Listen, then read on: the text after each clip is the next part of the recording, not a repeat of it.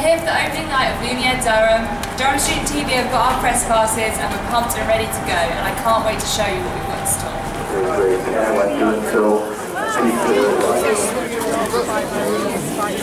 Nicky Webb agreed to talk to us. She is one of the co-directors of Artichoke, which is the charity behind Lumiere. To bring the arts into the public space. So we don't believe that the arts should only take place behind closed doors. We don't think they only belong in theatres and concert halls and museums, even though those are great places. But we also know that lots of people don't feel comfortable in those spaces. So for us, great art can happen anywhere, and even in squares outside.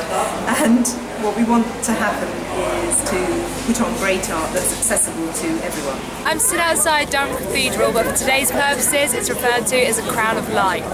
If any of you were up in September, you might have had the privilege to go to the Lindisfarne Gospels, and tonight they're going to be projected, along with other medieval works, onto the cathedral. Let's take a look.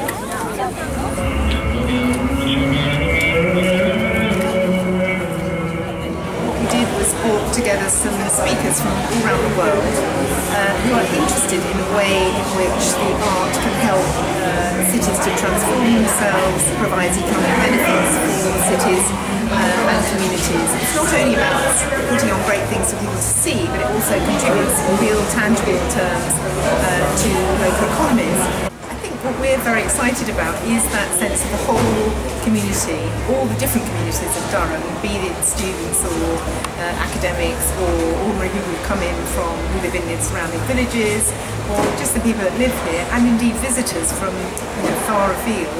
It's all those people all together sharing something really special in the streets of this very beautiful town. What we've done for the last 2 festivals is to work with some of the prisons in Durham. This time we decided to work with all 3 prisons plus the Young Offenders Institution in Durham.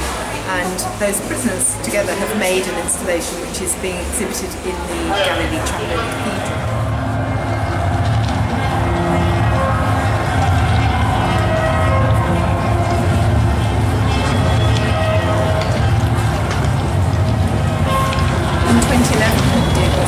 Some researchers to find out all sorts of soft questions about whether people enjoyed it and what they thought of the experience, but also the harder things about exactly what it contributed in economic terms. So that means that you use metrics which are well established and are used all over the North East.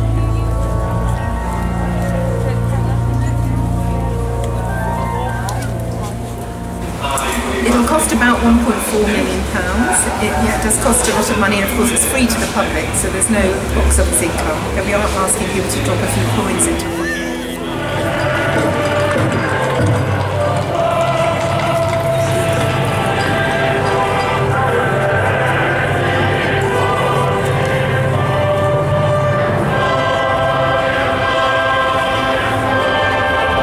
It's pretty moving. Like, you didn't really expect that from some lights into a cathedral. The cathedral was the highlight, I suspect, but I'm excited to see what else there is around, particularly on campus, because there's been a lot of buzz around the science side. With Oliver, Catherine and Tom this evening, so where have you travelled from, guys? Manchester. We've been to the other 2, so this is the 3rd. Oh, okay, wow. So what did you guys make of A Crown for Light? I love that, yes. My son Tom particularly likes that. That's his favourite bit. Are you looking forward to seeing Elephantastic, Tom? Yeah? About to go in. So why Durham? Why did you want to put on a light festival in Durham? It's made for it, I think. It's a really beautiful city, so it's a great canvas, and where other artists might use paint and paper, the artists that we bring here use light as their medium. But the canvas is the city. It's very beautiful. It's got all these extraordinary nooks and crannies, obviously spectacular buildings like the cathedral and the castle and so on, but also less obvious choices, I suppose. So, of course, with artists, what they try to do is to find spaces that they can animate. And so, there are all kinds of things, 27 different artworks all around the city.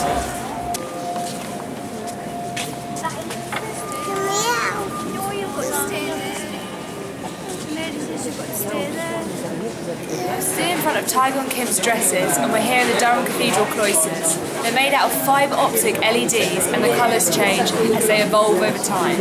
Hi Bill, where have you come from today? Well, just local, Newton Hall, you know, it's a housing estate just 2 miles away. So have you been to Lumiere before? I haven't, this is my first time. On the 3 occasions, this is my first. I think it's a beautiful spectacle, fantastic spectacle. You see everything illuminated into a cavalcade of colour. You just couldn't want better for a free evening. Perfect conditions, everything clear and crisp, the moon behind me there. What more do you want? So what do you think of Durham as being the location for Lumiere? Well, absolutely perfect. You know, it's a medieval treasure on a windstone outcrop, set high above the River Wear, ideal defence settlement. You can see why they chose it to rest and comfort here. So you're stood in front of the dresses right now. What did you make of those? I thought they were very nice by T1 Kim, is it? The Korean designer. Not something I would wear myself. It's very much a site-specific festival, so the idea is to find the perfect space for a given installation. So the huge Raphael Ozana Hema project, which is this gigantic inflatable sun, 100 million times smaller than a real sun. That's on the science side because it takes data from NASA. It's about physics basically, it's about the way the sun works. And you can interact with it using an app, so it felt like the appropriate place for that installation. I'm about to embark on a journey into the unknown. I'm stood in front of Topner Design's Elephant-tastic, which is an optical illusion with a huge elephant on show, and I can't wait.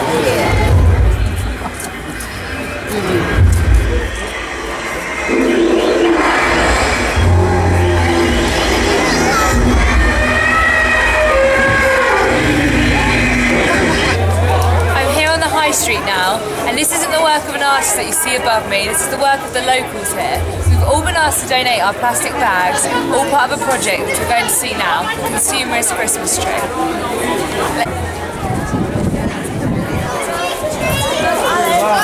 I'm with David, Suzanne, Elliot and Jacob right now. So guys, outside the telephone box, what do you make of it? Good! You think it's good? What do you think of all the fish inside? It's a bit weird, isn't it? It is rather, yes. Very pleasant to see, yes. Very, very pleasant, yes. Very unusual. What else have you seen today? The big elephant. Is that your favourite? Yeah. Have you been to the cathedral yet? Yeah. What did you think of that? Good. So where have you come from this evening? From Manchester. 10 miles away. We're stood in front of Gina Sarnecki's eye right now. We're about to get our iris examined. It's very exciting. It's looking very cool. There's some atmospheric music around to make us feel very serious. Very eerie as well.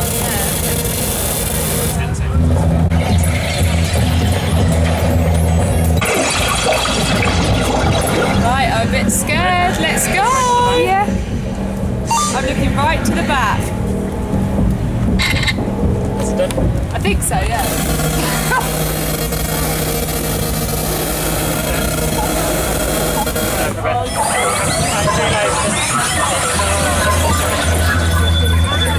My eyes are definitely a different colour. I did not realise that they were that green. Yeah, cool. There you go. Yeah, That's so crazy. My eyes were not much greener than I. Did you get your eye tested? Yeah. What did it look like?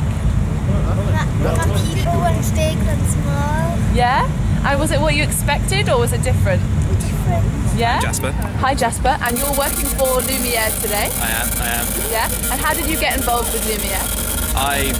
It was a bit of an impulse thing. I literally got rang up by one of my friends. I graduated in fine arts in Northumbria. I got rang up by one of my graduate friends earlier today, just simply asking if they wanted to let me do some volunteer work today. So what's your favourite installation that you've seen so far at Lumiere? To be honest, so far it's probably the sun piece behind me. Okay. I think it's amazing. Behind me is Solar Equation, the world's largest spherical helium balloon. This is an actual live replica of the actual sun, except it's 100 million times smaller. What do you think about this big sun? Pretty cool. It's good. What's more spectacular is when you're driving into the city and you can see it from a distance. It's really good, really effective. Oh yeah, true. The world's largest spherical helium balloon. I'm quite new to Durham. I you come from? China. China, wow. It's reflections of the sunspots, and you can download an app on your phone which you can generate what the sunspots look like. Yeah, the sun's the best bit, maybe the elephant. Right now we're in St Oswald's graveyard looking at a sanctuary full of LED installations of birdhouses. It's really quite creepy, but the weirdest thing is that the bird imitation noises are not actually birds, but humans pretending to be birds. What it requires is a huge collaboration between us, we're a production company, between all the crews that we employ, so there are traffic managers and people that are in charge of the crowds and so on, all sorts of people. The police, the other emergency services, the local authority, everyone works together. I would have thought there are probably 400 or 500 people altogether involved in the putting on of this event, so it's a massive undertaking. I volunteered for the test match at Chesterley Street, and as a thank you for doing the test match I was sent an information sheet for this saying, do you want to do this as well? There are not many cities that have the architecture that this city has in such a small space that they can use to put all these different light shows on. It's absolutely superb. In future years there's lots of opportunities. For instance, students might want to put in their own proposal for the Brilliant Scheme next time. We did have some suggestions this time. They might want to get involved as production apprentices. We've had people this time helping us with manage the press, doing social media on our behalf, working with our artists. So there's all those sorts of opportunities. And Artichoke, on every project Artichoke does, we run a scheme like that. So there are ways in.